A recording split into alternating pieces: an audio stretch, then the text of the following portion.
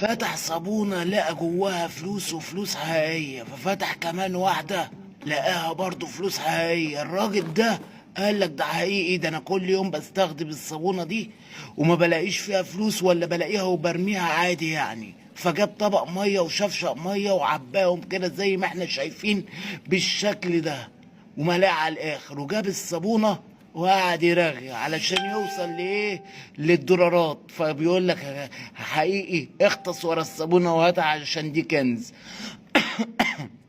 بعد ما يبوش الصابونه، بوش بقى، بقول لك ايه، اقول لك على حاجه، اقطم الصابونه، اقطمها انجز يا عم، دي $50 جوه الصابونه، يعني تستحمى وتاخد فلوس. قطمتها حلو، اطلع لنا بقى هذا الفلوس اللي جوه دي حقيقي. قص لنا الظرف ده، قصه يا اسطى، يلا يا اسطى، مفيش قص، قطع، قطع على طول، فيطلع ها